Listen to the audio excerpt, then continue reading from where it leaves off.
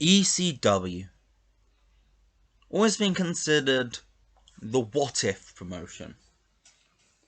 Famous for wrestlers going to ECW to make their name in America. But people like Rey Mysterio, Psychosis, Eddie Guerrero all started their American journeys in ECW. People like Steve Austin made their characters in ECW that would send them to the highest levels of pro wrestling. But eventually, the checks would always bounce.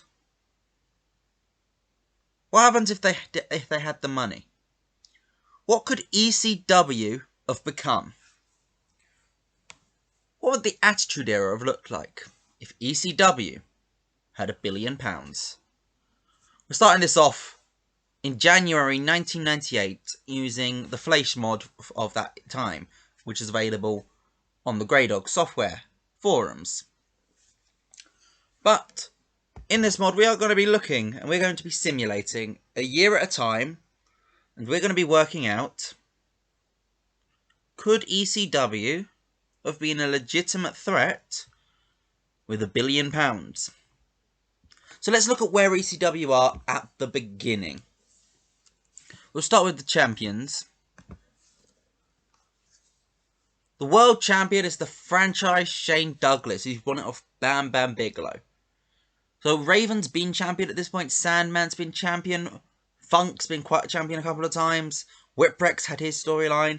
We are definitely long past the era of Tito Santana and Jimmy Snuka holding the belt. The tag titles, Chris Candido and Lance Storm, who won it off Dog Furness and Phil LaFon. Again, the Dudleys are available in this area. There is a lot of potential in this tag team division. The TV champion, Taz, who beat just a couple of champions ago, it was Jericho. We had Guerrero hold the title, Malenko, just in the last few years. ECW is on the rise. So have a look at their roster though. Dudleys at this point are recognisable. Who are their biggest stars? If we have a look at who the major stars are, we see it's Shane Douglas, Bam Bam Bigelow, and good old Paulie himself, the owner and the booker of ECW. And we've just given him £1 billion. What could Paul Heyman do with that money? Will we see ECW succeed more? Will it flop? Will it stars? Sunny is one of the top stars ECW has, who's managing Chris Candido at this point. She's also currently, though, on a handshake deal, working with WWF as well. So it is tough. Yeah, she's got a written deal with WWF. A lot of their big names, I don't think there's anyone at this point. If we have a look on the contracts tab, the only people on exclusive written contracts are Al Snow, Brackus, Darren Drozdov, Doug Furness and Phil LaFon. And Phil LaFon's contract comes up in a month anyway. But with $1 billion, could ECW present a threat to the established top two of WWF and WCW? At this point, WWF is the largest company. WCW does have more money though, but both of them are in 10 millions. We've given ECW 999 million. A pound away from $1 billion, because you can't get to $1 billion in this game. So let's see. What could ECW have done with £1 billion? And here we are for part 1 of this ECW search, where we have skipped forward a year. Exactly a year, to be fair. We've got a few awards to go through. We'll quickly have a look through those. See which young stars have entered the world of pro wrestling.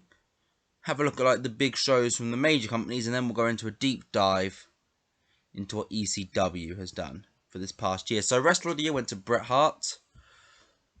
Company of the Year went to WCW. Team of the Year, Austin and Taker.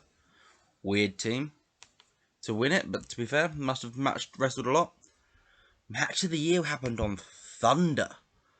Oh, that feels weird.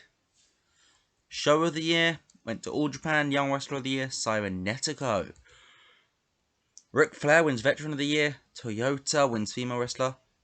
Most Improved Company is ECW. That's promising. That is promising. Independent Wrestler Shane Douglas. He was with ECW at the start of this day, wasn't he? He is still there. And got the championship at the moment. Is it the same reign? I don't know yet. We'll find out.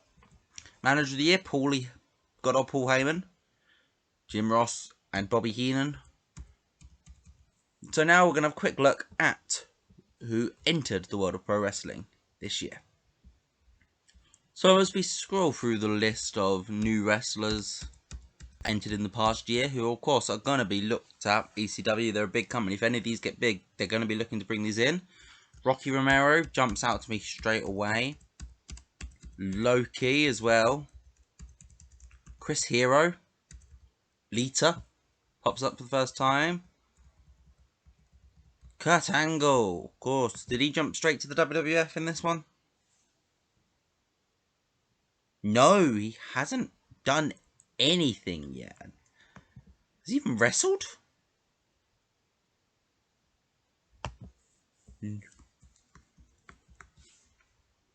Kurt Angle has not wrestled yet in a few. He's been in the wrestling business for a few months. Marufuji, Yun Kasai.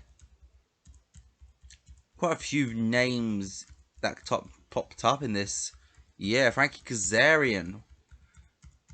It is interesting. A lot of these guys, you'd expect quite a few of these guys, if ECW survives, as we're hoping it does, some of these guys probably will end up working for Heyman. So let's see. Let's have a look at the major companies though. Let's look at Starrcade and let's look at WrestleMania. See what they did for this year. Well, Starrcade's always pretty easy to find at these New Year's because it's the last night of the year, so it's right there to find. But so main evented by Kevin Nash and Ric Flair. Straight away makes me think that Goldberg didn't get the streak in this universe.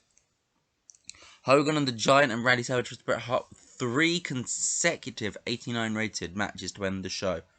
Not too shabby. Warriors there at the moment. NWO, Sid, Vicious and Delicious. Not too bad, to be honest. Like, nothing jumps out, looks completely out of the ordinary in this right now. There's nobody who I look at and I'm like, oh, what are they doing in WCW? Which, we're 1 year into the save. We'll probably get those weird ones in a few years' time. This is just part 1. If you guys enjoy this video, we will absolutely do a part 2, part 3. However long you guys want this to go on for. As long as ECW is around, I guess. But let's go and look at what WrestleMania was this year. Okay, so WrestleMania 14. Main evented by Michaels versus The Undertaker. I suppose they just continued that story on from the Rumble, I guess? I don't know. Anything which looks odd. Who's a Mega Squad? That is Ken Shamrock and Owen Hart as a tag team. Losing to the Outlaws, though, so not doing great. Honestly, again, this WrestleMania card doesn't look ridiculous. I mean, Austin defeating Earthquake being one of the major matches on Mania is always going to look a bit odd. Chainsaw Charlie versus Triple H honestly sounds hilarious. But that's what this is looking like. So that's what we've looked at WWF, we've looked at WCW, but they're not the people we're looking at for this save. We want to see what's going on in the world of Extreme. So let's go and have a look at what their champions currently look like. So the first thing I'm spotting when I get to ECW is that I notice that they haven't spent a net million yet. Mainly because they've made profit, actually. They clearly, yeah, they have just somehow made profit every month, but I don't know what's gone on here, how they've managed to not... Probably a glitch or something just to try and stop people going over the billion. But second thing I notice, Taz leaving ECW. Where is that story? Because that's an interesting thing to note. Where has Taz ended up? Let's go and find out. So we found Taz, but he's just left today. So it's a news story from week 1 of January. He's not gone anywhere. So it's not like he left when the big two poached his contract. Taz has just left ECW. And his last match was against Bastion Booger. Oh my god, this does not look positive for what I'm about to find. His last match was against Bastion Booger. Oh, ECW, have I made a mistake giving you this money? Oh god. So we'll have a quick look at the champion. So it was Shane Douglas who started the year as champion. He lost it to King Kong Bundy. Oh dear. This is not what I envisioned when I gave ECW this money. I did not picture King Kong Bundy being the world champion. This is the same year Heroes of Wrestling took place, isn't it? King Kong Bundy was world champion of ECW. No, I think Heroes of Wrestling was 99. I don't know. I wasn't alive for either of those years, so. But yeah, Douglas won it back, so he's been champion for most of the year, give or take a few months, but King Kong Bundy is not somebody I was expecting to see as the world champion. Tag team, come on, save me a little bit. Al Perez and Born Again. Who are you? I don't recognize who's. It's Matt Bourne. It's Doink the Clown. Oh no, ECW, what have you done? They beat RVD and Sabu. That feels ECW. Bubba Dudley and Devon Dudley. That feels ECW. Other than that, oh god, this is not going well. Television champion, come on, save me. Sandman, thank you. Sandman, who's held it throughout this year? Taz, Samu, Taz, and now the Sandman. That feels ECW. That feels like it almost realistic. Oh god, how bad is this? We're going to look at the roster. And we're going to start off like we did last time. Who are the major stars? VC data. So, Heyman's no longer there as a star, major star, which is interesting. But it's Shane Douglas, Bam Bam Bigelow. Those two are the same. Douglas, I think, has turned babyface, though. And King Kong Bundy is the top heel in ECW. I mean, he absolutely would be a heel with that crowd.